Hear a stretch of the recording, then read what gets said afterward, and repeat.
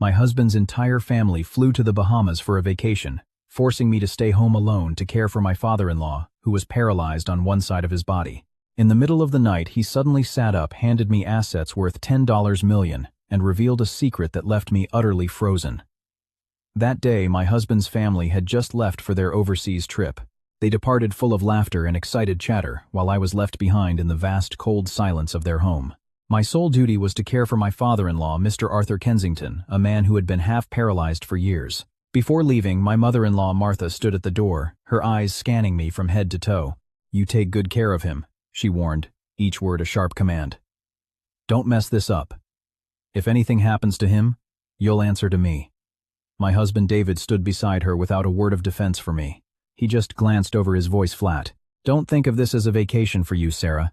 This is your responsibility." With that, he turned, dragged his suitcase to the car, and didn't look back once. I stood there, my hands still damp from washing a towel for his father, a lump forming in my throat. Not a single person had asked if I was tired, if I could handle it, if I needed any help. To them, I was a shadow, a person who existed only to work and shoulder the burdens they didn't want. That evening, I changed Mr. Kensington's dressings and gave him a sponge bath just like any other day. He lay silently, his clouded eyes staring at the ceiling, unable to speak, only occasionally letting out a soft, muffled sound. I bent down to adjust his blanket. "You rest, Dad," I whispered. "I'm here." I didn't know if he understood, but I said it out of habit. Night fell, quickly plunging the large house into an almost terrifying quiet. There were no voices, no television, just the steady hum of the respiratory machine and the whistle of the wind through a window crack. I lay on the long sofa in the living room, not daring to sleep deeply, dozing in short bursts, terrified something might happen to him. Around 2 a.m., I jolted awake. There was a faint sound, like something bumping against something else. I sat, bolt upright, my heart hammering against my ribs.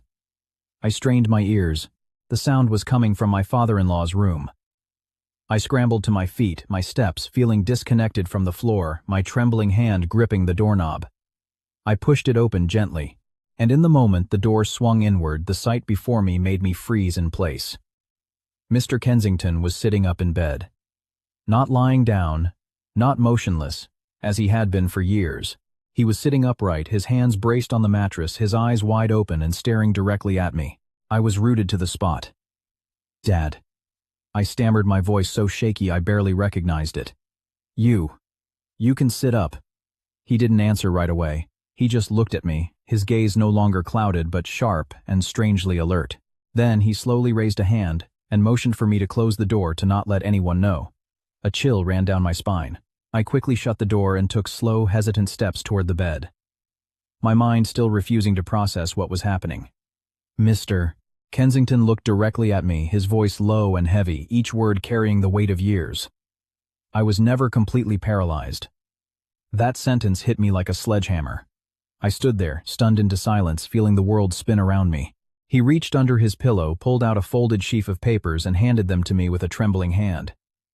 I took them, unfolded them, and as my eyes scanned the words, my heart stopped. They were asset transfer documents valued at $10 million. I jerked my head up to look at him, my eyes wide. "Dad, this..." He cut me off, speaking slowly. "I'm giving it all to you. Because you are the only one who has ever been truly kind to me." Before I could recover, he continued, his voice hoarse but chillingly cold. "The people you call your husband and your mother-in-law, they are the ones who have been poisoning me all these years." My ears began to ring. I couldn't hear anything clearly anymore. The papers in my hand shook violently. My mind was a complete blank. The man I called my husband, the woman I called my mother, were the ones who had harmed their own father. I wanted to ask, to deny it, to say he must be mistaken, but my throat was tight, unable to form a single word. I could only stand there, staring at the man before me, the man I had thought was weak and helpless for so long, now sitting tall, his eyes full of a painful clarity.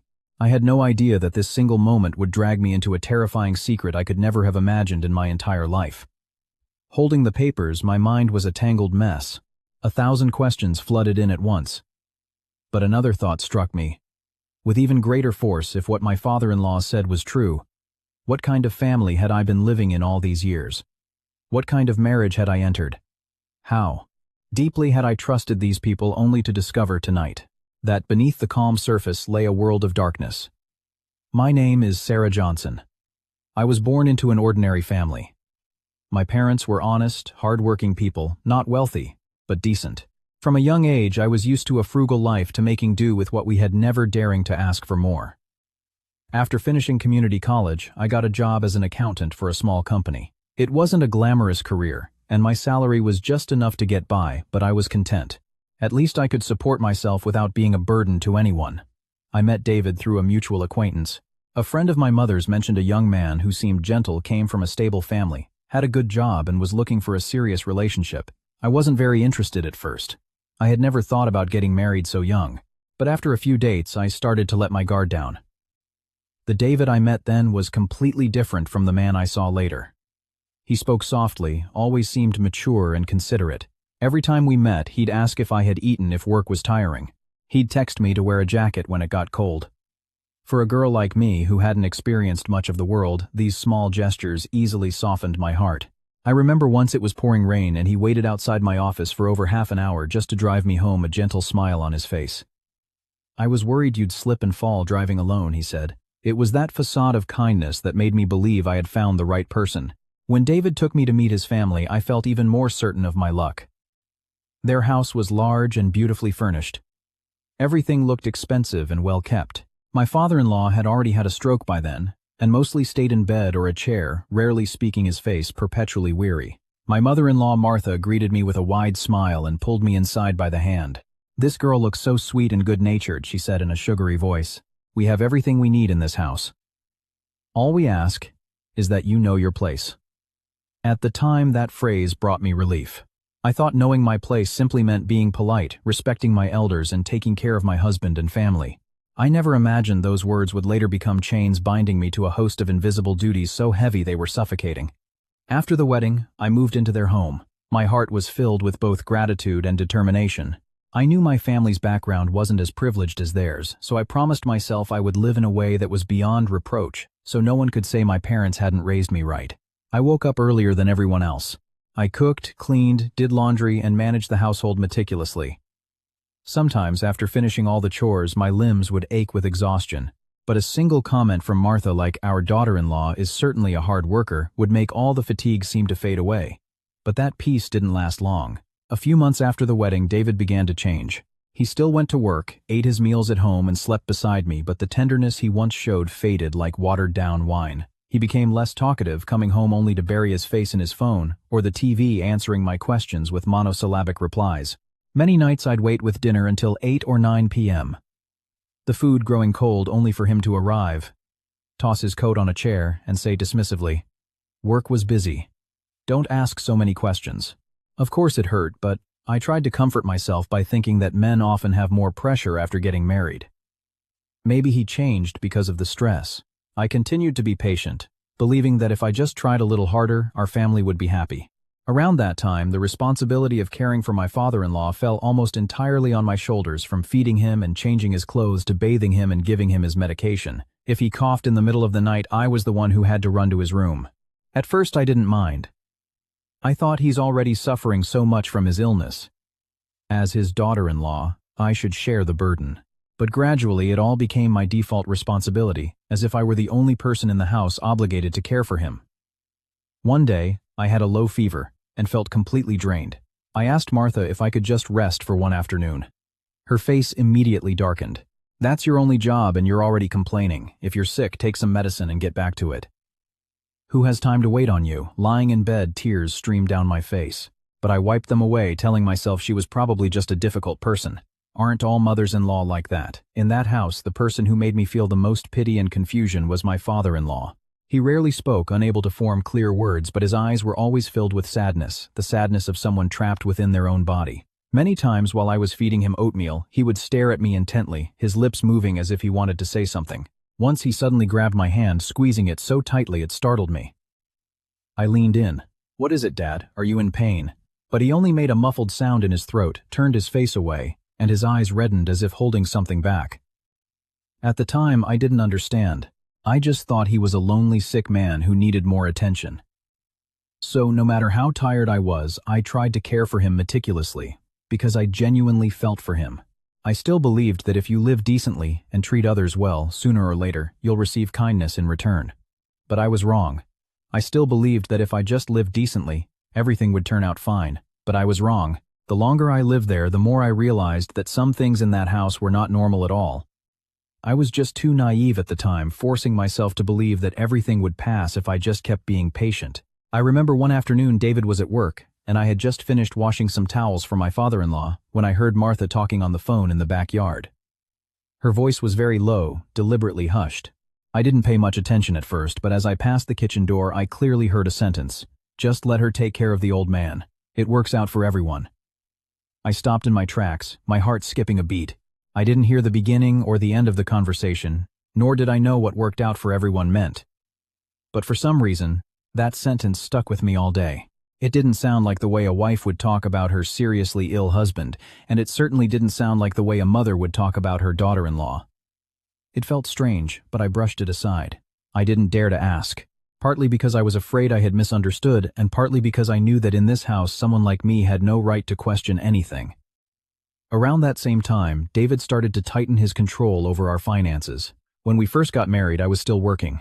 My salary wasn't much, but it was enough for my personal expenses. Later, because caring for his father took up most of my time, I took a leave of absence from my company. I still had my savings in my personal account, but David found out. He brought it up during dinner, his tone as casual as an order. From now on, I'll manage the money in this house. If you need to buy something, just tell me. I looked up at him a little stunned, but that's my salary and my savings. David didn't get angry right away. He just put down his bowl and looked at me with cold eyes. I should be the one managing the money in this house. Women with money tend to cause trouble. Martha, sitting next to him, chimed in immediately. Men know how to handle important things. You just focus on your duties here at home. Her words left me speechless. I didn't argue further. But from that day on, my old salary, my savings, even the cash gifts my parents gave me for the wedding, David took it all, under the guise of managing it for us. Every time I needed to buy something for myself, from a new shirt to a box of cold medicine, I had to ask. One day I needed to buy feminine products, and didn't even have $20 in my wallet. I hesitantly asked my husband. He pulled out his wallet, handed me a few small bills, and said curtly, "Whatever you're buying, don't overspend." The feeling at that moment was humiliating, so humiliating I wished the ground would swallow me whole. I started to understand that in this house I not only had no voice, but I also had no control over my own life. I was like someone living on charity, even though I was the one shouldering most of the housework, the nursing care, and running all the errands until I was exhausted. Once, after nearly half a year of being cooped up at home, I mustered the courage to suggest to Martha that we hire a part-time nurse to help with my father-in-law so I could go back to work part-time. I chose my words very carefully. Mom, I was thinking if we had someone to help during the day, I could go back to work.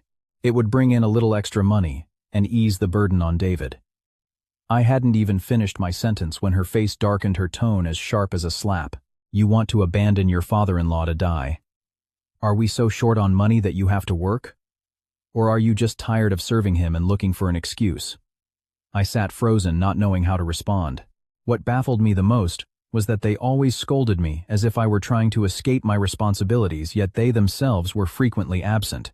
Martha was always out visiting friends, going to church events, or having lunch with her various groups. David left in the morning and came home late at night.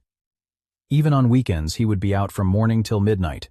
Whenever I needed a hand, like when my father-in-law was in pain or running a fever in the middle of the night, there was never anyone around. The house was so large, yet in the end it was just me and a paralyzed man in a bed.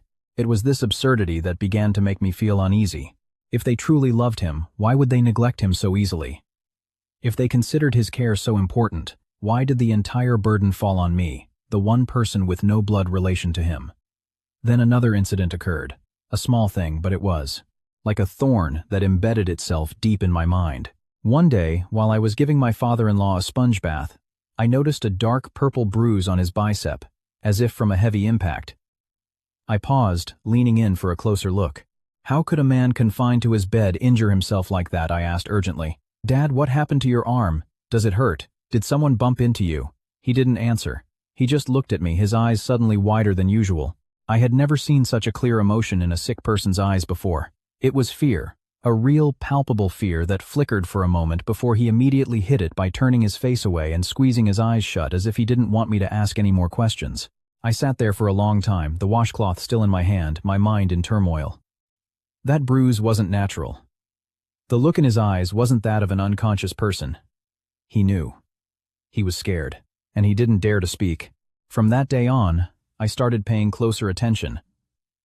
I didn't dare to draw any conclusions because I had no proof, but the more I observed, the more I felt a strange atmosphere in the house, as if something was silently festering beneath the surface of our daily routines. Meanwhile, David grew more and more abrasive. Once I pointed out that one of my father-in-law's medications had been bought in the wrong dosage. David whirled around and shouted at me right in the living room. "You live off us, so you don't get to have an opinion." His words were like a knife stabbing me in the chest. I stood there, frozen, a mix of shame and pain washing over me. But I still had to turn away, swallowing my tears. I kept telling myself I had to endure it for the sake of the family, that every marriage has its difficulties, that women living with their in-laws sometimes can't afford to be confrontational. But the more I tried to convince myself, the deeper a strange feeling grew inside me. A vague but heavy sense that something was fundamentally wrong in this house, getting worse with each passing day. I had chosen silence, but a nameless anxiety began to take root in my heart. And from that vague anxiety, things in my husband's house began to go downhill very quickly, like a curtain being slowly pulled back to reveal the true faces of the people I had once considered family. After the accumulation of all these small incidents, my in-laws barely bothered to maintain any pretense with me anymore. If when I first married, Martha's harsh words were veiled in insinuation, later on, she hardly bothered to hide her contempt. She would say things right to my face as casually as if she were talking to a stranger, with no regard for whether I was hurt or not. I remember one evening at dinner. I had just finished feeding my father-in-law his soup and rushed down to the kitchen to set the table. I was exhausted, my back aching, but I still forced myself to sit at the table to make a full family appearance, because Martha hated it when the daughter-in-law was absent from meals. The moment I picked up my fork, she looked me up and down, her voice icy. "You should be grateful we're feeding you. Don't even dream of asking for more." I froze, not understanding what I had done wrong to deserve that. I mumbled, "I haven't asked for anything." She snorted, served David some food, and continued, "Not asking, but you walk around with a long face all day. You eat here, you sleep here, you don't have to worry about the electricity or water bills. What more could you possibly want?" Before I could say a word, David chimed in, his tone chillingly indifferent. "Mom's right. You should know your place, Sarah. Don't think you're so important in this house." His words made my hands freeze. I was sitting right next to my husband, but the distance between us felt like a frigid chasm. I no longer saw any trace of support or compassion in him. The man who had once waited for me in the rain after work could now sit there with his mother, rubbing salt in his wife's wounds without even blinking. From that day on, I lived in that house constantly on edge. When my phone rang, I didn't dare answer it right away. When old friends texted to check in, I would wait a long time before replying. Once my best friend called repeatedly, because she had heard I'd been on leave from work for a while and was worried about me. Before I could even answer, Martha came in from somewhere, glanced at the screen and snarled, "What kind of friends call at all hours? Focus on this house. Don't be getting ideas about socializing." I silently silenced the ringer and put the phone in my pocket. After that, I almost completely cut off contact with everyone.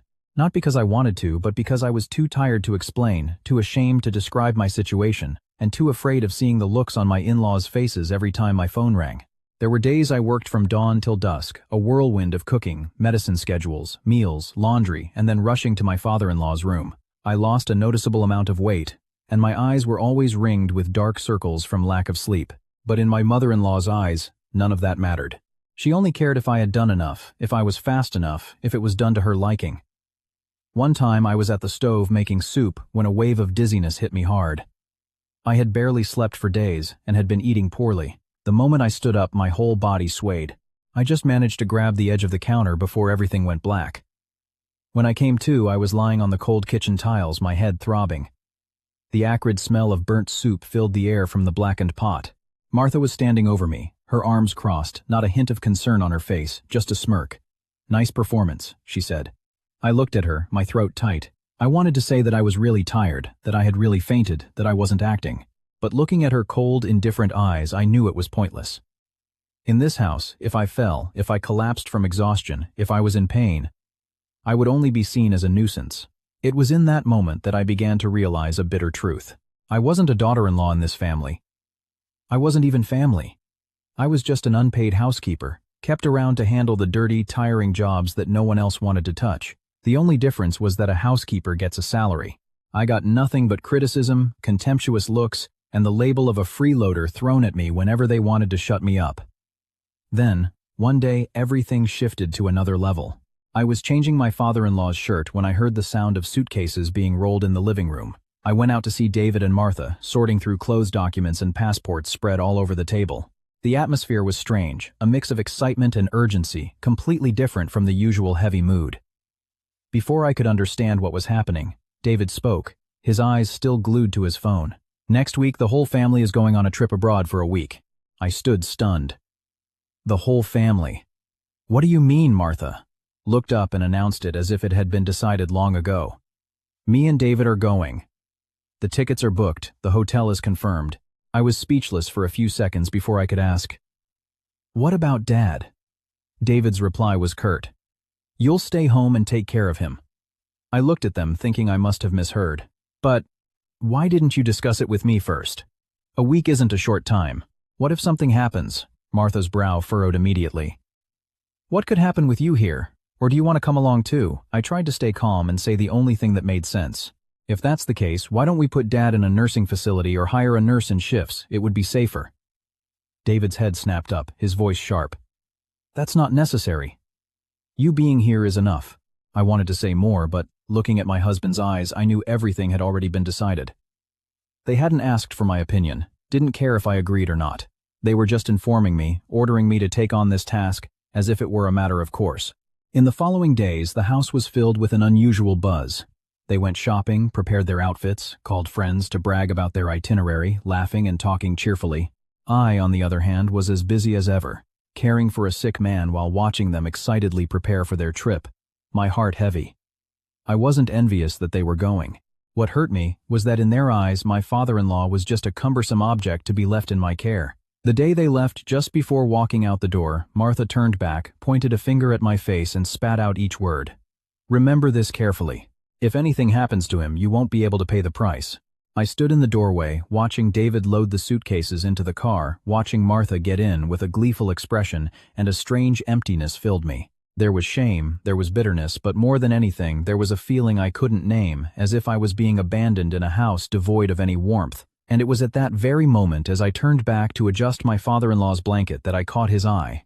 His gaze was different from usual. It was no longer tired, no longer vacant. It was a deep, expectant look, as if he had been waiting for this exact moment. I never imagined their trip would be the very opportunity for a horrifying secret to be revealed.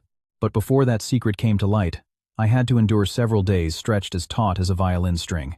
Days that still make my chest ache with fear, just thinking about them. From the moment Martha and David left, the house felt larger but also colder and more frightening. All the household duties fell on me. The moment I opened my eyes in the morning, I would run to my father-in-law's room to check if he had a fever, if his breathing was steady. Then it was down to the kitchen to make soup, prepare medication, do laundry, give him a sponge bath, clean the house, lock the gates, and check all the doors and windows. I was a one-woman whirlwind in that huge house, so tired at times that I had to lean against a wall just to catch my breath. The days were hard, but the nights were when I barely dared to sleep. The long sofa in the living room became my bed for those few days. I would doze off for a bit, only to jolt awake and listen for any sound from his room. A soft cough or a slightly more forceful turn was enough to have me up and running.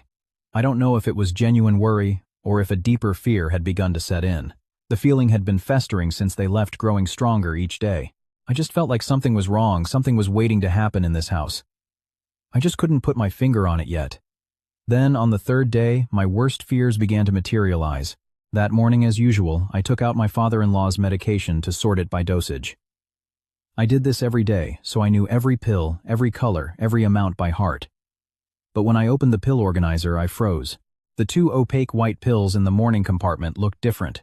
At a glance, they were similar, but the size was slightly off, and the color was paler. I frowned, picking up the blister pack to examine it more closely. My heart dropped when I saw the printed text on the foil didn't match the prescription the doctor had previously written. I quickly pulled out the old prescription to compare. The more I looked, the colder my hands became. The drug names were similar, but the strength was different, and the dosage had been changed. My head started spinning. I checked the entire bag of medication and discovered that not just one but two types of pills had been switched. Not randomly, but very skillfully. Anyone not paying close attention would never have noticed. I sat there stunned for a few seconds, the blister pack in my hand, my heart racing. Who changed them? When and why? I immediately called David. The phone rang for a long time before he picked up his voice, clearly annoyed, as if I had interrupted something fun. I hadn't even finished my sentence, just managed to say, "David, I think there's something wrong with Dad's medication," when he cut me off sharply. "Don't jump to conclusions, Sarah. Are you so bored at home that you're just making things up?" I tried to stay calm and explain more clearly. "I'm not making it up. I compared it with the old prescription. The dosage is really different. I'm afraid it could be dangerous." David cut me off again.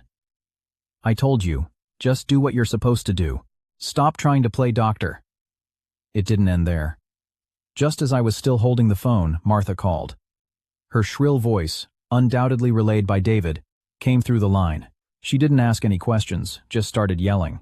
"Your job is to follow instructions, not to be clever. You're home for a few days and you think you know everything. The doctors prescribed the medicine. What are you scrutinizing it for?" I bit my lip until it hurt. If before I had tried to believe they were just callous and indifferent, at that moment a very real fear ignited within me. It was no longer a vague unease. I started to consider the most terrible possibility: were they intentionally trying to harm their own father? The thought had barely crossed my mind when a shiver went down my spine. I wanted to dismiss it as too cruel, too absurd. What kind of child would do that to their own parent? But then I remembered Martha's slip of the tongue, my father-in-law's terrified eyes, the way they had abandoned him to go on vacation without a second thought. One by one, the pieces fit together into a chilling puzzle. From that day on, I didn't dare to give him the medication right away. I carefully saved every blister pack, every pill, took pictures of everything, and cross-referenced them with the old prescription. Any medication I found suspicious, I temporarily stopped, only giving him the ones I was sure were safe. My mind was in turmoil, but on the outside I had to pretend everything was normal, as if nothing had happened. Then the following evening, what I dreaded most finally happened. It was around 9 p.m. I had just fed my father-in-law about half a bowl of soup when I noticed his hands started to tremble violently. At first I thought he was just tired, and was about to put the bowl down to let him rest. But just a few seconds later his face turned pale, his lips started twitching, and his whole body began to stiffen. The spoon in my hand clattered to the floor. "Dad, Dad," I cried, lunging forward to support him. He was having a mild seizure, but for someone already so frail, even that was enough to send me into a panic. I was shaking so badly my limbs felt disconnected, but I forced myself to remember the first aid I had learned. I turned his head to the side, loosened his collar, and made sure he wouldn't hit anything, all while sobbing uncontrollably. The seizure didn't last long, but to me every second felt like an hour. When he finally calmed down, his breathing was still shallow and weak. I nearly collapsed right there beside his bed. I hugged his shoulder, tears streaming down my face, all the frustration, fear, and despair that had built up over the past few days bursting forth. "Dad," I choked out, my voice hoarse. "I don't know what to do anymore. I really don't know what to do." He couldn't speak, but he looked at me for a long time. It was a look I still remember vividly. It held pain, exhaustion, and a heart-wrenching gratitude, as if for the first time in this house he felt someone truly cared whether he lived or died. Then his hand slowly moved to grasp mine. The grip was surprisingly strong for a sick man. I looked up at him and saw his eyes were red. He didn't let go, holding on for a long time, as if he were wrestling with a momentous decision in his mind. That night, I barely slept. I sat in the living room, my eyes fixed on the door to his room. I had a strange premonition, heavy and clear, that after tonight something would change completely. And then, in the middle of the night, in the thick, oppressive silence of the house, I heard a noise from his room. In that instant, I crossed the line from a passive victim into a fight from which I could not turn back. I walked into the room to see my father-in-law sitting upright in bed, his hands still resting on the edge of the blanket, his eyes sharp and bright in the dim yellow glow of the nightlight. I felt like I had turned to stone. If I hadn't seen it with my own eyes, I would never have believed that the man who had lain silently on this bed for years, enduring everything, could now sit up and speak to me in such a clear, alert voice. While I was still frozen in shock, he gently pulled my hand, his voice low but firm. "Listen to me carefully. We don't have much time." His words snapped me out of my stupor. I quickly pulled a chair to the bedside, my heart pounding so hard I thought it would burst. He took a few slow breaths and looked directly at me. His eyes were no longer the tired, helpless eyes I saw every day. They were the eyes of a man who had endured too much, suffered too long, and was now forced to reveal everything. He told me to hand him the glass of water on the nightstand. He took a sip before speaking, his voice raspy. "I'm not completely paralyzed, Sarah, not like everyone thinks. Years ago, I was poisoned by my own wife and son." My mouth fell open, but no words came out. The statement was too horrific. I could only stare at him, my hands and feet turning to ice. He continued each word, slow but clear. At first I thought it was a real stroke. My body grew weaker, my limbs went numb, my mind was always foggy. But over time, I realized something wasn't right. My spells of weakness didn't feel like a natural illness. Some days I'd feel a little better, more alert after eating. But then, right after taking my medicine, I would be completely out of it like a zombie. My voice trembled as I asked why. Why would they do that to their own father? The question had barely left my lips when my eyes stung with tears. I couldn't comprehend how a wife and son could be so cruel. Mr. Kensington gave a bitter laugh. A sound more painful than a sob. For money. For all these assets. For that $10 million and much more. He gestured with his chin toward the papers still clutched in my hand. I looked down at the transfer documents which I had gripped so tightly they were now wrinkled. He explained that the money was just the portion Martha and David knew about, the part that made them most impatient. But what truly worried them were the larger assets, several plots of land, old business shares, and other important documents that he had not yet transferred to anyone. As long as he was alive, they had to be careful. As long as he was lucid, they couldn't take everything. I listened, goosebumps breaking out on my skin. It turned out that what I had mistaken for indifference and neglect was just the surface of a conspiracy that had been going on for years. I remembered every glance, every word, every time they had been insistent about his medication, every time they had left him in my care, only to criticize me later. It all clicked together into a terrifying, suffocating chain of events. He said that because he realized he was being harmed, he was forced to pretend. At first he had tried to resist to speak out. But the more he fought, the stronger the drugs became, and the weaker he got. Once he tried to grab David's hand, making sounds to signal that he knew. That very evening, his medication was changed, and he was unconscious for 2 days. After that, he understood. If he revealed that he knew the truth, he might not live to see another day. So he lay still, pretending he was unaware, pretending he was just a living shell waiting for others to decide his fate. I sat there listening, tears falling without me even realizing it. No wonder his eyes had looked so strange so many times, as if he wanted to speak but forced the words back down. No wonder he had sometimes squeezed my hand so tightly his eyes red, unable to utter a word. It wasn't that he didn't want to speak. It was that he didn't dare. Because in this house, if he showed even a sliver of lucidity, he might not have survived to sit before me today. Then he looked me straight in the eye, his voice dropping even lower. Their trip wasn't a coincidence. They left to create a space to leave you here alone so that if anything happened, it would be easy to pin it on you. I shivered, feeling as if a bucket of ice water had been dumped over my head. I stammered, "You mean they were planning to kill you?" He didn't answer right away. He just gave a very slight nod, but his eyes turned hard as stone. "Not just me." He paused for a beat, then added slowly and distinctly, "If you get in their way, you won't be safe either." My limbs went weak. Suddenly I remembered the switched medication, the seizure last night, the way David had yelled at me over the phone when I discovered the discrepancy. My intuition hadn't been wrong. I wasn't overthinking things. I was living in a house where a human life could be calculated like a debt. Just as I was reeling from the shock, Mr. Kensington slowly leaned over and reached into a seam in the mattress, pulling out a small black USB drive. He placed it in my palm, his voice a mere whisper. "The proof is in here. Everything is recorded." My head snapped up. He explained that he had an old trusted contact secretly help him install a few things to save some audio clips and images over a long period. They couldn't capture everything, but it was enough to prove that certain events were no coincidence. Before letting go, he gave my fingers a light squeeze and said the last words that haunt me to this day: trust no one. Not even the people you think are harmless. I sat there, frozen, the USB drive in my hand, feeling as heavy as a stone. The room was still just the two of us, and the dim yellow light. But everything around me had changed. I was no longer the silently suffering daughter-in-law. I was no longer just a bystander to someone else's cruelty. I had been pulled into the center of a real battle. where one wrong step could cost me my life. I clutched the USB drive, and for the first time in my life I understood what it felt like to be scared, breathless. I held the USB drive for a long time until my fingertips went numb. My father-in-law had already lain back down, resuming his usual frail posture, as if the person who had just sat up and told me those horrifying things wasn't him.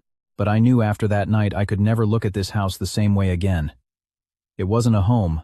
It was a trap waiting for me to make one mistake. I took the USB drive to my room, locked the door, and only then dared to plug it into the old laptop I used for household bookkeeping. My hands were shaking so much it took several tries to get it into the port. The screen lit up, showing a single folder. I clicked it open, and the moment the first audio recording played, my entire body went rigid. It was Martha's voice, unmistakable. The same shrill, grating tone, but this time it wasn't scolding me in public. It was the voice of someone carefully calculating their next move.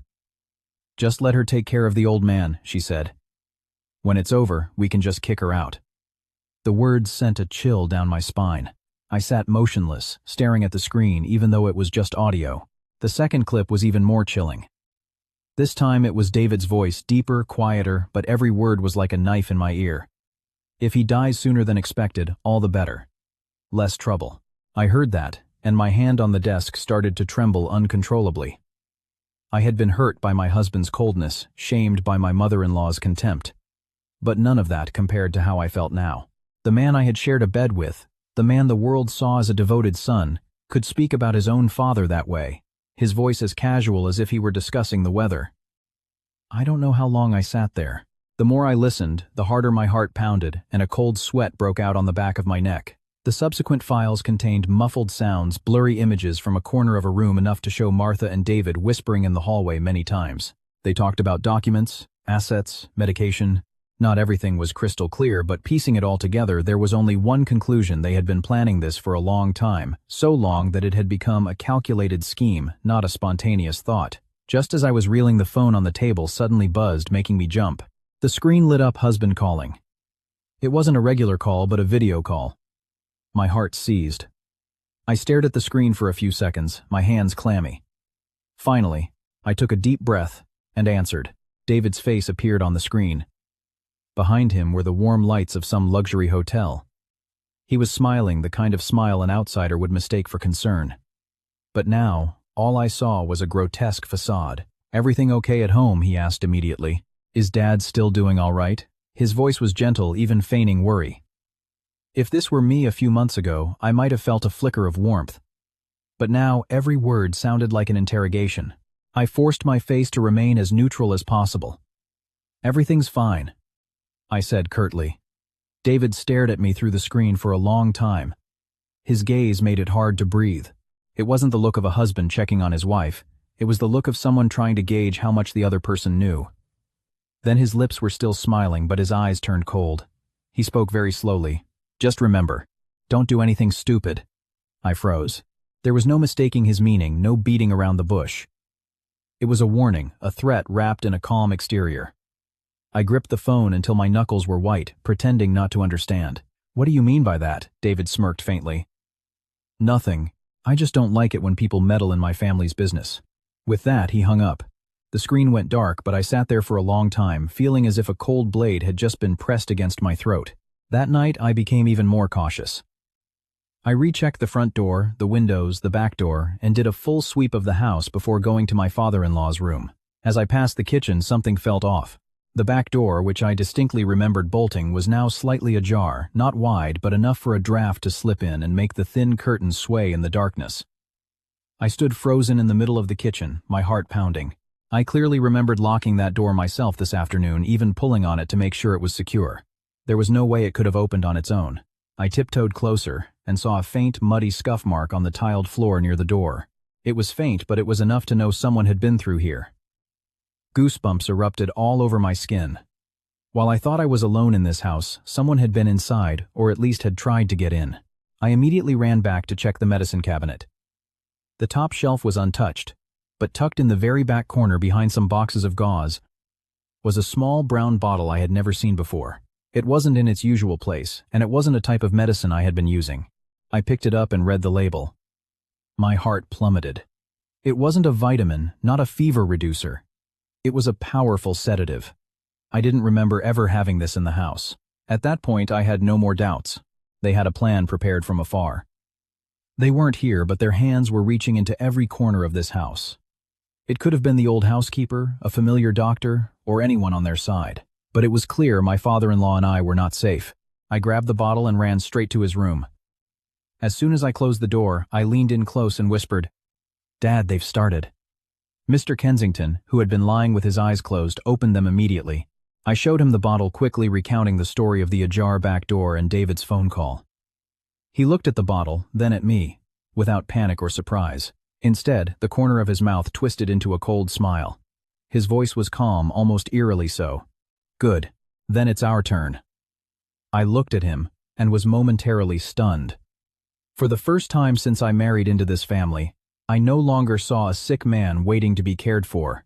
The man in that bed with his cold, clear eyes, and a voice as hard as steel was like someone who had been calculating, enduring, and waiting for the right moment to flip the entire chessboard. And as for me, sitting beside him in that silent room, I knew one thing for certain: from now on, every wrong move could be fatal. Because of that very night, while I was still shaking with fear, my father-in-law looked me straight in the eye and laid out the first part of his plan. He told me I had to pretend I knew nothing. I had to continue caring for him as usual, still taking out the new pills they had arranged, letting everything appear normal. There was only one difference: I had to secretly switch the pills. The suspicious ones would not be given to him. I heard this, and my throat went dry. My hand holding the bottle trembled so much I nearly dropped it. I'm afraid I can't do it," I stammered. It was the honest truth. All my life, I had only known how to endure, to be patient, to bow my head, and let things pass. I had never been in a high-stakes game, where one wrong move could mean losing everything. Mr. Kensington just kept looking at me. His gaze didn't soften, but it held a clarity that forced me to be clear-headed as well. He spoke slowly. "If you don't do this, you will be the next one they eliminate." His words sent a chill through me. There was no turning back. I glanced at the bed, at the man who had been forced by his own wife and son to lie there like a log for years, then back at the bottle in my hand.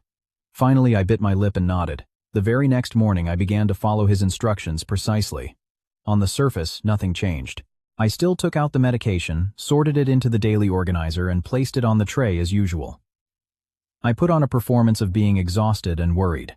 But when I brought the tray into his room, I secretly swapped the suspicious pills with the old ones I had hidden. My movements were so slow, I could hear my own heart pounding in my ears. One wrong look, one unusual gesture, and I could be discovered instantly. The entire day passed in a state of high tension. I didn't dare breathe too loudly, didn't dare leave the door ajar, and certainly didn't dare leave my father-in-law's room for too long. Every time the phone rang, I jumped. Every time there was a noise outside, I thought someone had returned. I was beginning to understand what it felt like to be constantly watched, even if I couldn't see the person watching me. The following night, that fear became reality. It was well past midnight. I had moved the sofa from the living room closer to the hallway leading to his room. I left only one small, dim light on in the house, just enough to see by. I pulled a blanket over myself and pretended to be asleep, but my mind was acutely aware of every tiny sound. Then I heard a very faint click, so soft that if I hadn't been holding my breath to listen, I would have missed it. It was the sound of the back door closing. My heart leaped into my throat. Cold sweat prickled my neck. I remained perfectly still, not daring to move, just peeking through a tiny slit in the blanket. From the end of the hallway, a dark shadow glided past, moving silently, clearly not a common burglar, but someone who knew their way around this house. The figure paused for a few seconds in front of my father-in-law's door, then gently opened it and slipped inside. I lay frozen on the sofa, my heart hammering against my ribs. I wanted to jump up and rush in, but I remembered his words: "Don't alert them. Let them think you don't know." So I continued to lie still, my hands clenched so tightly under the blanket they went numb. The door to his room had only opened a crack before closing again. Inside, there was complete silence. That silence was the most terrifying part. I didn't know what the person was doing, how long they would be, or if they were touching him. Every second stretched into an eternity. After what felt like a few minutes, the door opened again. The shadow slipped out, moved quickly down the hall, and disappeared toward the back of the house. A moment later, I heard the faint click of the door closing again. Only when all sound had vanished did I dare to sit up. My legs felt like jelly, but I forced myself to run to his room. He was lying still, his eyes closed, as if asleep. I quickly shut the door, rushed to his bedside, and whispered, my voice trembling, "Dad, are you okay?" He opened his eyes almost instantly. They were alert but icy. He just shook his head slightly and gestured for me to be silent. I didn't dare ask more. Only near dawn, when we were certain no one was coming back, did he fully open his eyes and say very softly, "They were checking to see if the medicine is working." My legs nearly gave out from under me. The person who had snuck in last night wasn't a thief or an intimidator. They had come to see if a sick man was weakening according to their plan. It was in that moment that I truly understood the level of danger had far surpassed anything I had imagined. This wasn't a family dispute or a verbal argument. This was a real trap built with cruelty and greed where human life was coldly weighed like a number. And at that moment, something inside me changed. I no longer saw myself as just a cornered victim. If I kept being afraid, I would just be prey waiting to be devoured. I sat for a long time by his bed, then picked up my phone. For the first time, I proactively called David. He answered quickly, his voice still casual. "What is it?" I tried to keep my voice as calm as possible, though my palms were slick with sweat. "Dad is much weaker." After I said it, I held my breath, waiting for his reaction. There was a few seconds of silence on the other end, then a soft chuckle from David. A light sound, but it made my heart turn to ice. "Oh," he said. "Well, that's good then." Just 5 words, but they felt like a blade twisting in my chest. No follow-up questions, no surprise, no instructions. That man no longer saw his father as a human being. In his mind, Arthur Kensington getting weaker meant his plan was succeeding. I hung up and sat motionless for a long time. But strangely, the tears didn't come.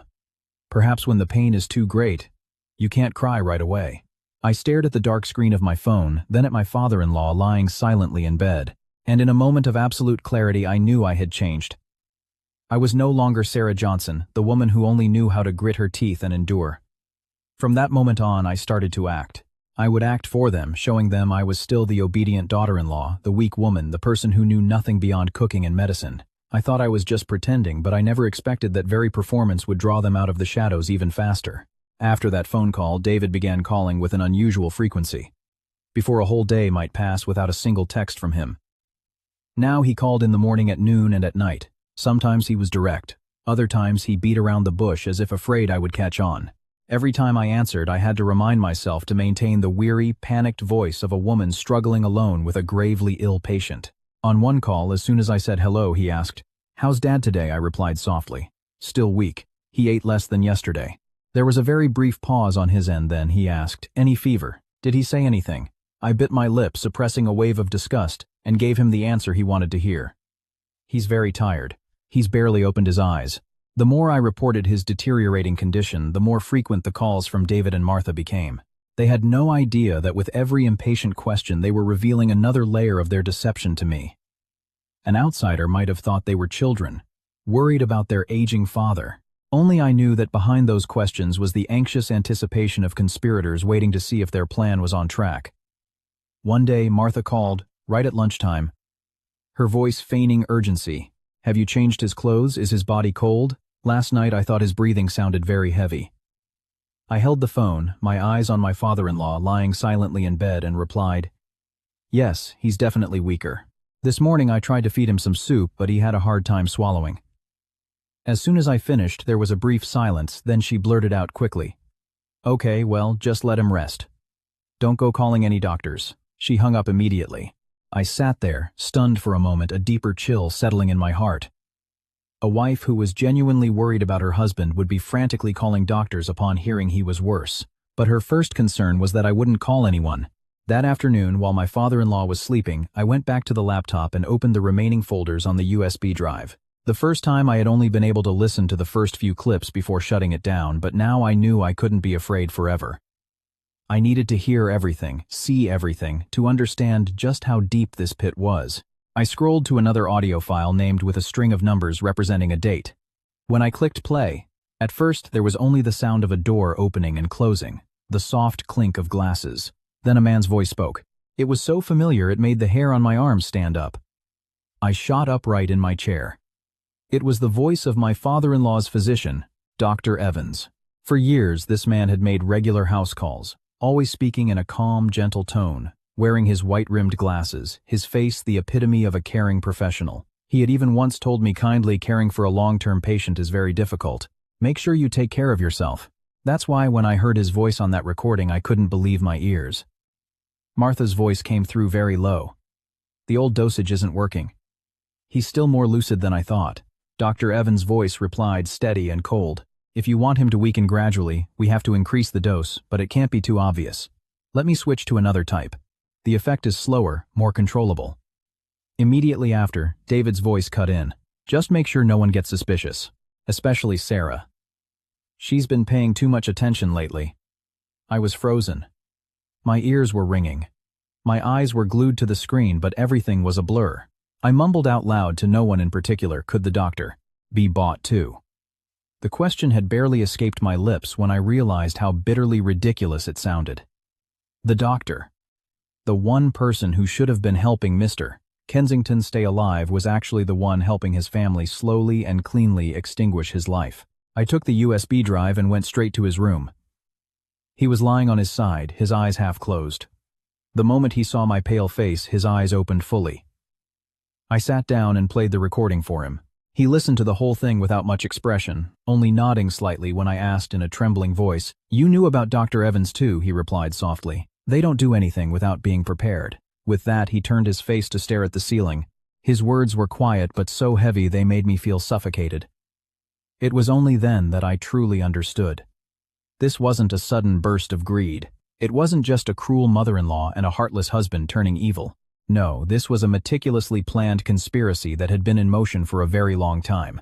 There was someone to switch the medicine, someone to watch the house, and someone to play the role of a doctor who would reach their desired conclusion. Every link in the chain had been forged. And I, the daughter-in-law who only knew how to bow her head, had unwittingly stepped right into the center of their trap. Late that afternoon, as I was in the backyard gathering the dry laundry, my phone buzzed with a text from an unknown number. I wiped my hands on my shirt and opened it. It was a single line. "You should stay quiet if you don't want trouble." I stood frozen by the clothesline. The afternoon breeze felt frigid against my skin. There was no name, no exclamation point, no insults. It was the calm, concise nature of the message that was so terrifying. It wasn't the threat of an impulsive person. It was the warning of someone who knew exactly where I was, what I was doing, and that I had touched something I shouldn't have. I looked around the backyard, up at the balcony toward the front gate and the surrounding fence. The familiar house suddenly felt alien and menacing. I had never been so scared of it. Every window, every dark corner, every long hallway seemed to have eyes. I quickly grabbed the laundry basket, went inside and locked the door, my heart racing. For the first time since I had moved in, this no longer felt like a home. It was a cage, and my father-in-law and I were trapped inside. That night, I sat by Mr. Kensington's bed for a long time. The only sounds were the slow whir of the fan, his breathing, and the frantic beat of my own heart. I leaned in, my voice low but more resolute than ever before. "We can't just sit here and wait for them to act." Mr. Kensington was silent for a moment, then he turned to look at me. His eyes were no longer those of a man merely trying to survive another day. They were the eyes of someone who had been waiting to hear those exact words from me. He replied, his voice deep and firm. "You're right. It's time for them to pay." I sat there, my hands unconsciously clenching into fists. For so long I thought silence would keep the peace, that patience would preserve a home. But it was only then that I understood my silence had been the very thing that nourished their cruelty. My silence had been the very thing that nourished their cruelty. Perhaps that's why when I heard my father-in-law say those words, I no longer felt the cowering fear of the past few days. The fear was still there, a cold stone in my chest, but on top of it another feeling was growing stronger. It was the certainty that if I continued to endure, it wouldn't just be my father-in-law who would die. They would eventually drive me to a dead end as well. That night, Mr. Kensington had me pull my chair close. "When they get back," he whispered, each word carefully considered, "we have to flip the board on them immediately." I held my breath as he continued, his gaze strangely alert. "The plan is, I'm going to fake my death." I was stunned. Despite all the horrific things he had told me, I never imagined he would dare to take such a step. I shook my head immediately, my voice coming out in a panicked rush. "Dad, that's too dangerous. What if something goes wrong? What if they do something reckless?" I spoke in a torrent, my throat dry. Just the thought of staging a death in this very house made my limbs feel weak. But Mr. Kensington remained unnervingly calm. He leaned back against the pillows, his eyes fixed on the dark window. "To catch a wolf," he said slowly, "you have to go into its den." His words were quiet, but they made my skin crawl. He wasn't speaking like a man, making a desperate last-ditch effort. He was speaking like someone who had thought this through for a long time, who had backed himself into this final corner, and understood that if he didn't choose this path, there would be no other chances. I sat in silence for a long time, my mind racing. After a while, he explained that we couldn't do this alone. There was one person he still trusted, his former lawyer, who had handled many important documents for him in the past. His name was Mr. Howard Vance. This man hadn't been involved with the family for years, so Martha and David wouldn't suspect him. Mr. Kensington told me I had to contact Mr. Vance in secret, deliver the USB drive to him by hand, no suspicious texts, no calls from my own phone, and absolutely no one could find out. The next morning I waited until almost noon before making an excuse to go out and buy more supplies for my father-in-law. Before I left, I locked his room securely, arranged his pillows and blankets as usual, and then left with my purse. I had hidden the USB drive in the lining of the bag. Mr. Kensington had recited Mr. Vance's number to me from a small yellowed piece of paper he had tucked behind an old photograph on his nightstand. I didn't call from the house. I walked for a good distance before stopping at a small roadside cafe and borrowing the owner's phone, claiming mine was dead. At first, the man on the other end was silent as I introduced myself. But when I mentioned Mr. Kensington's name and said it was an urgent matter of life and death, his tone changed instantly. He said curtly, "This afternoon, 3 p.m. The coffee shop at the end of Main Street. Come alone, at exactly 3 p.m. I was at that coffee shop, my heart pounding the entire way. The man sitting in the corner wore a gray button-down shirt, his hair streaked with silver. His expression was serious, but his eyes were sharp and alert. He didn't waste time with small talk, just sat silently as I retrieved the USB drive. I pushed it across the table with a trembling hand. He plugged it into a tablet he had brought with him, and watched each clip slowly, his expression barely changing. Only after listening to the recording of Dr. Evans and the one of Martha discussing the medication did he close the device and look up at me.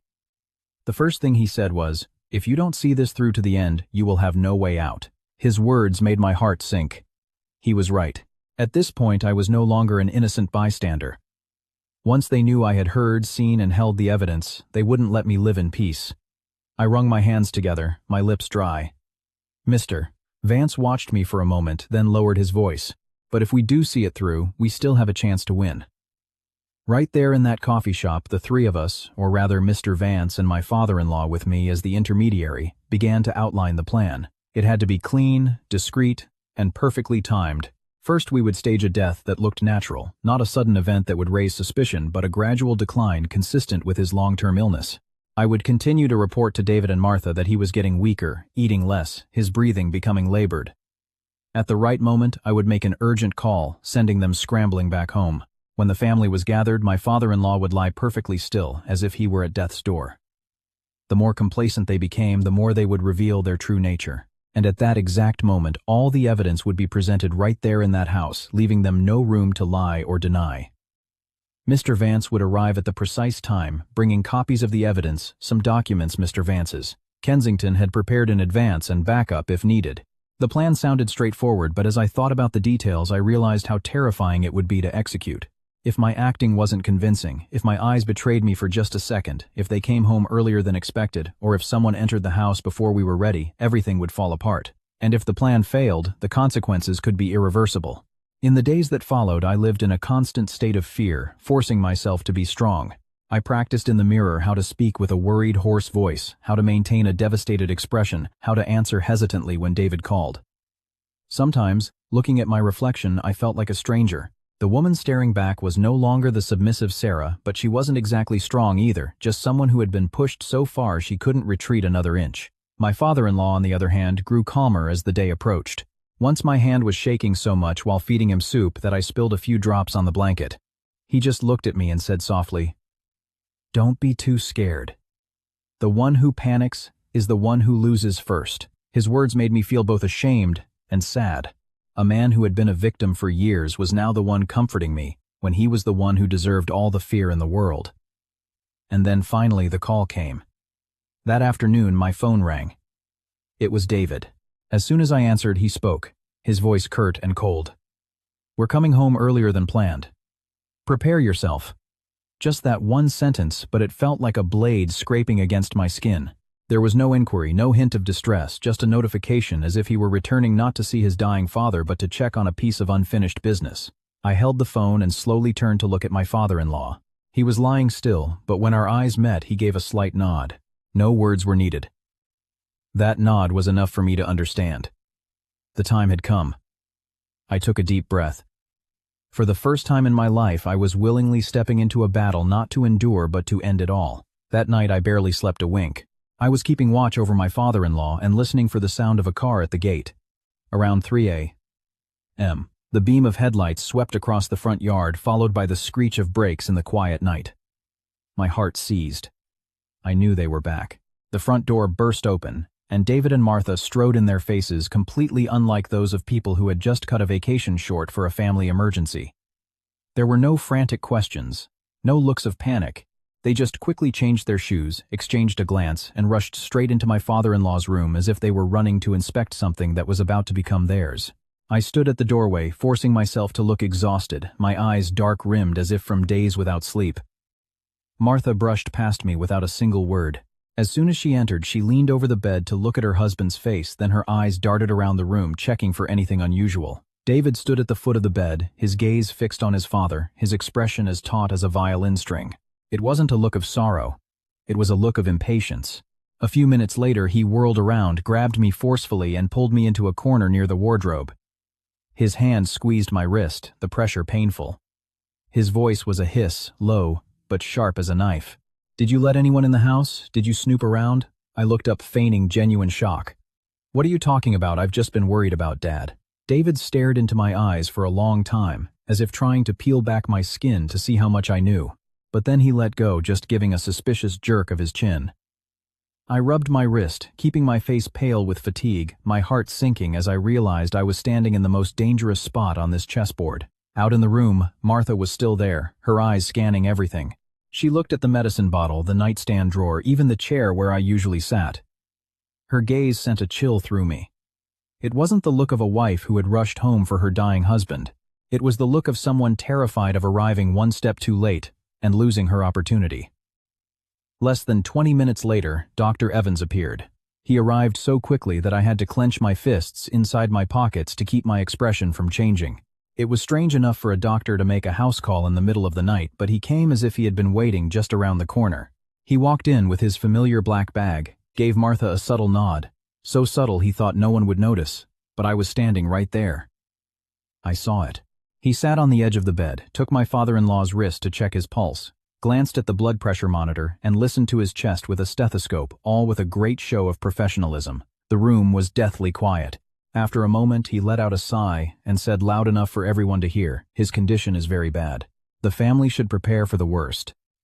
At those words, Martha immediately buried her face in her hands, her shoulders shaking as if she were trying to hold back sobs. But as I bent down to pretend to adjust the blanket, I heard her gently tug on David's sleeve. The two of them then stepped out into the hallway, leaving the door slightly ajar. Through that crack, I heard her voice a sharp whisper. "If it's over tonight, we'll get the paperwork done tomorrow. Don't let him wake up and change his mind." My blood ran cold. If this had been the old me, I would have been so shocked I might have dropped something. But now I just kept my head down, pretending to wipe my father-in-law's hand with a cloth. I felt a mix of fear and disgust. Fear because they were so brazen they no longer bothered to hide, and disgust because the woman who had just uttered those words outside walked back in, seconds later, with red-rimmed eyes and a pained expression. Looking for all the world like a wife about to lose her husband. David was the same. He returned to the room, his expression softened, and he walked over to me, his voice as smooth as honey. "Sarah, you've been through so much these past few days. Let me take over. You go get some rest." To an outsider, he would have looked like a caring husband. But I knew better. That sudden gentleness had only one meaning: they wanted me out of this room, away from his father, so they could finish what they had started. Before I could reply, my father-in-law on the bed suddenly opened his eyes, a slit. He let out a weak gasp, his lips moving with great effort, his voice a threadbare whisper. "Sarah, don't go." Just those 3 words brought the entire room to a halt. I saw Martha's face twitch in annoyance, and David's eyes darkened, his jaw tightening. Even in his dying moments, his father had called for me, not his own son. That enraged them more than any accusation. I quickly took his hand, leaning in close, my voice trembling. "I'm here, Dad. I'm not going anywhere." On the outside, I was playing the part of a terrified daughter-in-law, but inside I knew he was telling me to hold my ground, not to let them push me out. But Martha wasn't one to give up easily. Later that night, after making a show of sitting by her husband's bedside for a while, she began summoning me to the kitchen for one task after another. Make ginger tea, cook some thin soup, rewash the dishes because we have guests, and the kitchen is a mess. None of it was urgent, but she piled on the demands, all to keep me away from the bedroom for as long as possible. As I walked down the stairs, I heard David close the bedroom door behind me. Every step felt heavy. I knew they were making their move. On the night of their supposed family reunion, I understood one thing with chilling clarity: they hadn't come home to save him. They had come home to wait for him to die. That thought hammered in my head as I stood in the kitchen, stirring the thin soup Martha had ordered. My hand held the ladle, my eyes watched the bubbling liquid, but my ears were strained, listening for every sound from upstairs. The large house was so quiet it was suffocating, the quiet of a place anticipating a disaster, not a family with a sick loved one. I had just turned off the stove, not even having time to ladle the soup into a bowl, when David's frantic shout echoed from upstairs. "Mom, Sarah, Dad's having another episode. Call the doctor." The scream made me jump, my hand shaking so badly the ladle clattered to the floor. Without even putting the bowl on a tray, I sprinted up the stairs, my heart pounding. I burst through the bedroom door to see my father-in-law lying motionless, his face pale, his eyes closed. The heart monitor by the bed beeped rapidly a few times, then slowed dramatically. The sound of that intermittent beep, beep, beep, made my legs go weak. I stumbled toward the bed. Dad, Dr. Evans, who had somehow entered the house again, was already there with his black bag. He took my father-in-law's wrist, listened to his heart, then turned to Martha and David, his voice grave. "It's critical. The family must be prepared." As soon as he said it, Martha clutched her chest and cried out while David stood frozen at the edge of the bed, his hands in his hair like a grief-stricken son. But I looked closely and saw that it was all too perfect, too well-timed, too neat, like a scene from a rehearsed play. Less than 10 minutes later, as I sat by the bed holding my father-in-law's hand, Martha suddenly whirled on me. Her eyes were bloodshot, her voice a shriek that tore through the room. I knew it. The day she started taking care of him was the day this house lost its peace. Before I could even process what she meant, David reached into the trash can by the table, pulled out an unfamiliar blister pack of pills and threw it at my feet. He snarled, his voice thick with fake outrage. "What is this? Who gave this medicine to my father?" I looked down, my mind reeling as if I'd been struck. It wasn't the medication I had been using. The pack was new, but the foil backing had been partially peeled, as if someone had deliberately taken out a few pills. In a flash, I understood. This was a setup. Fake medicine, fake evidence, a fake crime scene. They had prepared everything, just waiting for this moment to throw it in my face. I looked up, and before I could speak, Martha erupted into theatrical sobs. She beat her chest and ran toward the door, yelling, "Neighbors, oh my God!" The daughter-in-law tried to harm her husband, and now she's harmed his father too. Her voice was so sharp that within minutes the next-door neighbors and a few relatives who lived nearby had crowded into the yard. Some were whispering before they even entered the room. What happened? Others stood in the hallway tutting. I knew that girl had a shifty look about her. In an instant the sick room turned into a marketplace. People shuffled in and out, the sound of their slippers scraping the floor, their whispers, their sighs, their exclamations. All eyes were on me, as if I were a criminal caught in the act. I sat by the bed, still holding my father-in-law's hand, my own palm cold and clammy.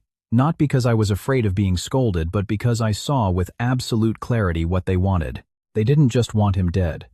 They wanted his death to be the knife that severed my own lifeline. David suddenly lunged at me, grabbing my shoulders and shaking me so hard my head swam. "I trusted you all these years," he roared, his voice choked with fake sobs. "I never knew you could be so evil." To an outsider, his words would have sounded genuinely heartbroken.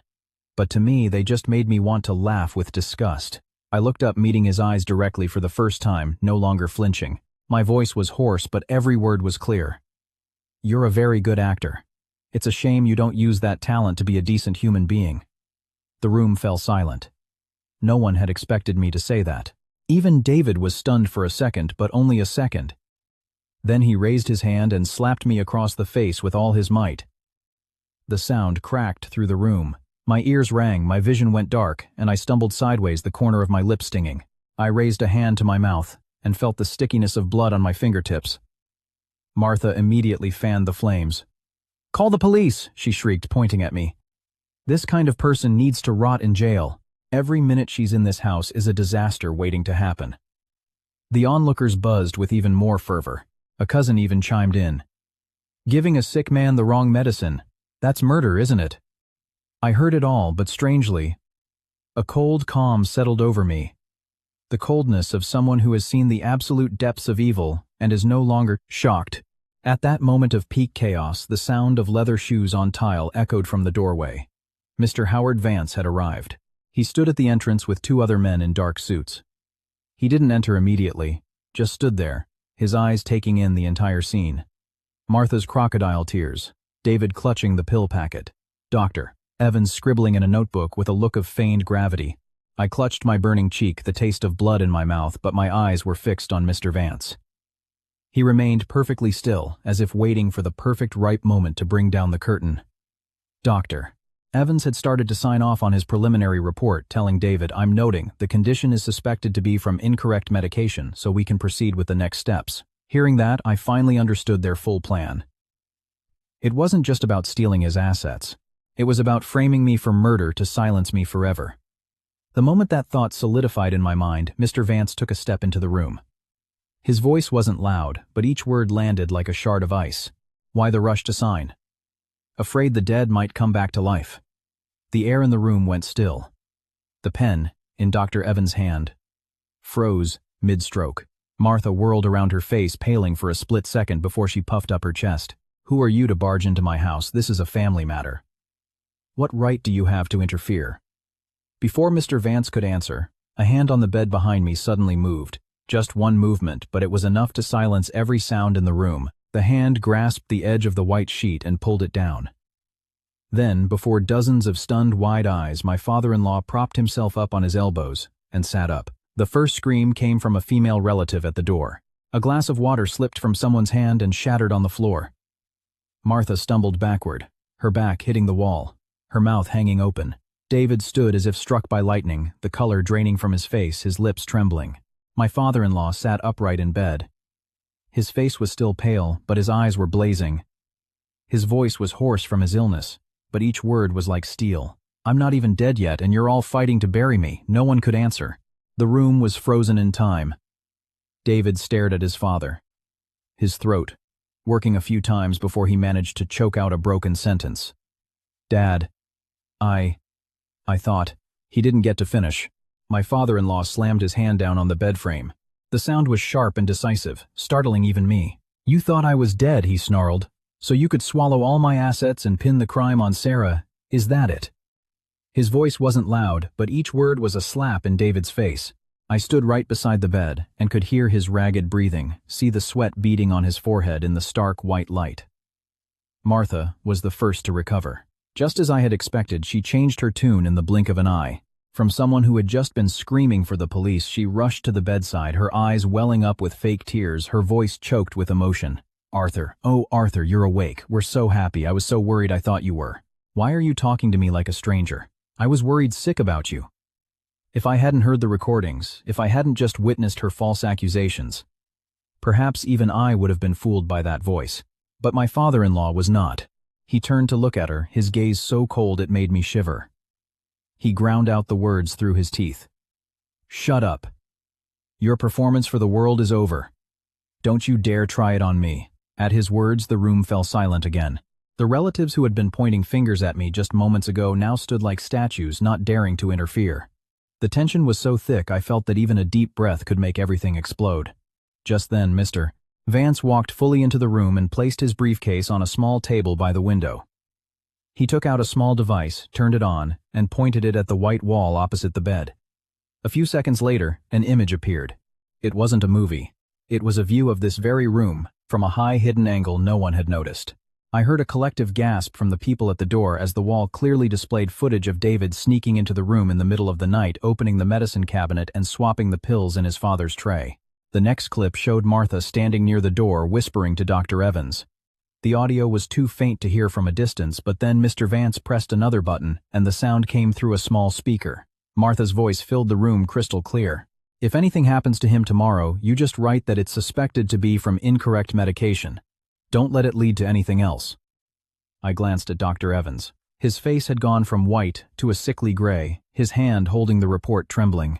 The relatives in the hallway began to murmur no longer with the tone of righteous condemnation toward me, but with the shocked confusion of people who had just realized they'd been led like sheep. But Mr. Vance wasn't finished. He played another clip. This time it was audio only. Martha's sharp voice echoed through the crowded room again. "Just let her take care of the old man. When it's over, we can just kick her out." That was immediately followed by David's low, cold voice. "If he dies sooner, all the better." I had heard these words before, but hearing them alone in the dead of night was completely different from hearing them now in a room full of people. Now each word was a public indictment spoken before relatives, before the doctor, before the very man they had conspired to harm. There was no room for denial. David suddenly roared like a cornered animal. He lunged for the mini projector, trying to snatch it, but the two men who had come with Mr. Vance moved swiftly, grabbing his arms. David struggled, his face, beet red veins popping in his neck, cursing incoherently.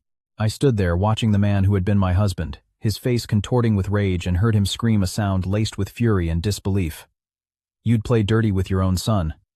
The words stung even me, not out of pity for him, but because even now he didn't see that he was wrong. In his mind, being exposed by his father was a dirty trick, not the consequence of his own evil actions. My father-in-law let out a short, bitter laugh. It wasn't loud, but it was as painful as a knife cut. He looked at David, his voice low with a weariness that surpassed anger. "When did you ever see me as your father?" The question fell into the room so heavy that no one could speak. In just a few minutes, this house had transformed from a place of family gathering into a courtroom for greed itself. I thought that was the end of it. The evidence was presented, the culprits exposed, the masks of Martha, David, and Dr. Evans had been ripped off in front of everyone. But no, my father-in-law's final blow was even more devastating. So devastating that even now, the memory makes my skin prickle. Mr. Kensington leaned against the headboard, his breathing a little labored, but his eyes were still bright with intensity. He glanced at Mr. Vance, his voice low but firm. "Open the black briefcase." Mr. Vance nodded, placed the leather case on the table, slowly undid the latches, and pulled out a thick file of documents, all neatly clipped together, each page bearing a notarized stamp. My heart began to pound again. Martha, still reeling from the exposure, saw the file and her face grew even paler. David stopped struggling, his eyes fixed on the documents like a dying man staring at a well, not knowing if it held water or an abyss. Mr. Kensington looked directly at his son, each word delivered slowly, cold to the bone. "You thought I was holding on to that $10 million just to be divided up. You're wrong. That $10 million was just the bait I used to lure you in." The room fell silent once more. Even the people at the door seemed to hold their breath. I stood frozen. It turned out that even the money he had given me that night was part of a much larger game. Mr. Vance began to read from the documents, his voice steady and clear. The $10 million was merely the most visible part of the estate, the part Martha and David thought they had in their grasp, which was why they had pursued it so obsessively.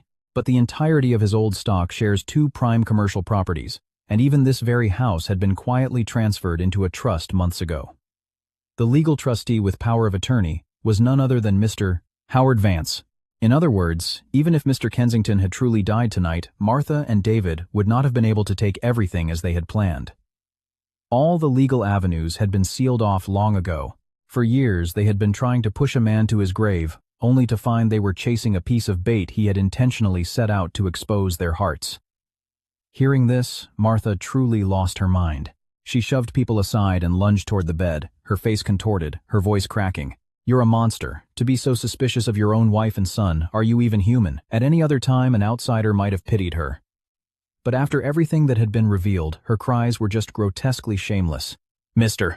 Kensington looked at her, his expression no longer angry, just filled with a soul-crushing weariness. "No," he replied calmly, his quiet words more painful than any shout. "I was just protecting myself from the people who wanted to kill me." His sentence cut through her shrieking. She opened her mouth to argue, but only a few choked, meaningless sounds came out. Just then, Dr. Evans began to inch quietly toward the door, trying to slip away while everyone was distracted. But Mr. Vance was not about to let him escape. He pulled out another stack of papers and held them up for all to see. "Where are you going in such a hurry, Dr. Evans?" "Hoping to leave before I read these bank statements." Dr. Evans froze, his face ashen. "Mr."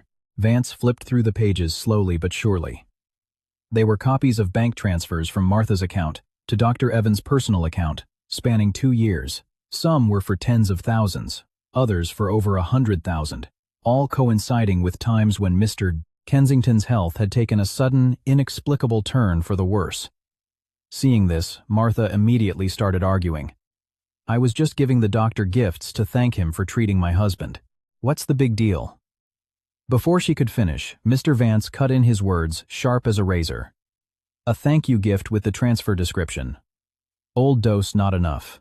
Must increase." As that sentence set the room ablaze. The relatives who had been on the fence were now completely speechless. Some even backed away as if afraid of being too close to such evil. Dr. Evans' lips trembled, and his legs looked ready to buckle. Cornered, David finally dropped his good son, good husband mask. He roared like a wounded animal, his eyes bloodshot, veins bulging in his neck. "Fine, I needed the money, so what? My whole life you never respected me. All you cared about was power and money. I always had to beg to live in your shadow." The words poured out of him, filled with resentment and greed, raw and terrifying. Mr. Kensington looked at his son for a long time, his eyes no longer angry but filled with the pain of a man facing the greatest failure of his life. He spoke quietly. "I could give you money, David, but I couldn't give you a conscience. You threw that away yourself." The words were the final blow to David's madness. He whirled on me, pointing a finger, his voice venomous as if he wanted to tear me apart. "And you, if you hadn't interfered, this would have all been over." I raised a hand and wiped the dried blood from the corner of my mouth. I took a step forward. No more shaking, no more choking on my words. I looked him straight in the eye for the first time without flinching. "I didn't interfere. You were just so evil that God wouldn't let you succeed." Just then, the sound of a car screeching to a halt and hurried footsteps echoed from outside. Several police officers appeared at the door, summoned by a call made in conjunction with the file Mr. Vance had prepared in advance. The room, which had been filled with accusations and sobs, erupted into true chaos. At the sight of the police, Martha collapsed to the floor. David continued to struggle and curse, his face purple with rage. Dr. Evans stood trembling like a leaf, his black bag falling to the floor with a thud. I had always thought the day I was vindicated would be a day of tears. But it wasn't. As I watched them being handcuffed, I just felt a deep, profound cold, as if I had finally woken up from a very long nightmare. After they were led away, I stood in the middle of the living room for a long time. I didn't cry, didn't speak, and didn't feel the sense of triumph I had imagined. It was the feeling of having survived a massive storm, leaving my mind empty, my ears still ringing with the echoes of shouting and weeping. The once noisy, oppressive house was now utterly silent, filled only with the smell of medicine, sweat-spilled tea, and a bone-deep emptiness. In the aftermath, David, Martha, and Dr. Evans were all investigated. Their crimes could no longer be hidden. And I, who had gone from a daughter-in-law accused of murder, suddenly became the key witness, recounting every detail, every day, every pill, every phone call. I no longer bowed my head in submission, but I didn't feel strong either. I just felt tired, like someone who had dragged themselves over a road of sharp rocks, only to look down and see their feet had been bleeding all along. A few days later, when things had settled down, Mr. Vance brought a new set of documents to my father-in-law. Mr. Kensington sat on his bed, flipping through them slowly.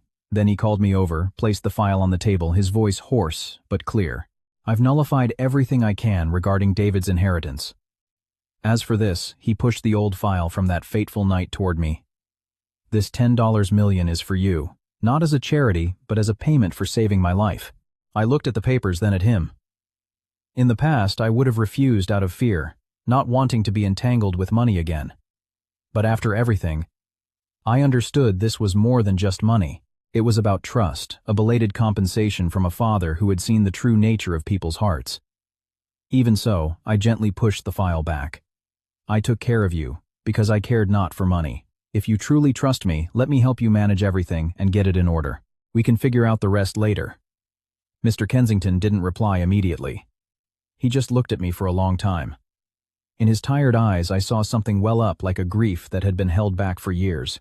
Perhaps it had been too long since he had heard a sentence in this house that wasn't about fighting, calculating, or owning.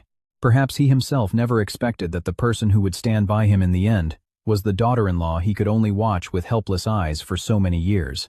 One morning after that, the air was calm and a soft sun fell on the porch. On the small wooden table where my father-in-law used to drink his tea before his illness, he now sat again. After all those years, he was leaning back in a wicker chair holding a warm cup. He called me out to sit with him. The early breeze rustled the potted plants, and the quiet was so complete you could hear the leaves brushing against each other. He looked out at the yard for a long time before speaking. My greatest mistake was raising my son with money but forgetting to teach him how to be a man. By the time I realized it, it was too late. I sat beside him, my heart heavy. I didn't know how to comfort him. Some pains can't be soothed with a few kind words, especially the pain of a father pushed to the brink by his own son. I just answered softly, more honest than any platitude. The fact that it still hurts means it's not entirely too late, Dad. He turned to look at me and gave a small nod. We didn't say anything more after that, but the silence wasn't heavy. It was like a wound that had just been cleaned, still sore, still aching, but at least it was no longer festering under a dirty bandage. My story didn't end with a celebration. There was no victory party, no clear sense of winning or losing. Justice was served eventually, but the cuts inflicted by your own family don't just heal because justice is done. Every time I walk past my old bedroom, I still remember the sting of David's slap, the look in Martha's eyes as she screamed at me, the feeling of being turned into a criminal in the very house I had once cleaned and cared for. Those things don't disappear overnight. So I decided to move out for a while. Not because I was angry and wanted to cut ties, but because I knew I needed space to heal myself. I did not go back to my old marriage, nor did I let anyone pull me back into the role of a woman who just grits her teeth and endures. Some things once broken only cut you deeper if you try to piece them back together. My father-in-law began his real recovery. This time, he didn't have to pretend to be weak or ignorant. He started physical therapy little by little. He grimaced when it hurt, rested when he was tired, but he persisted. Watching him use his own hands to push himself up to a standing position in the pale sunlight of the yard, I often felt my eyes sting. That man was finally getting to live the rest of his life as a real person, not as a shadow waiting for others to decide his fate. The day before I moved out, he called me into his room. He didn't talk about paperwork or assets. He just placed his hand over mine, his thin hand, surprisingly warm, and said in a very soft voice, "From now on, if you don't mind, just call me Dad." At those words, a lump formed in my throat. I turned away quickly, afraid he would see my eyes were red. After all my years as a daughter-in-law, I finally received a true dad when everything had already been torn apart. But maybe that's just how life is sometimes. Some things arrive very late, but late is better than never. Looking back now, I understand that just because someone has the title of family doesn't mean they will love you. Some people are physically close, but their hearts are colder than a stranger's. But sometimes it's in the midst of complete devastation that you finally see who is truly worth keeping in your life. I lost a marriage and I lost years of my life to what felt like meaningless suffering, but I found my self-respect. And for me, that was a salvation of its own.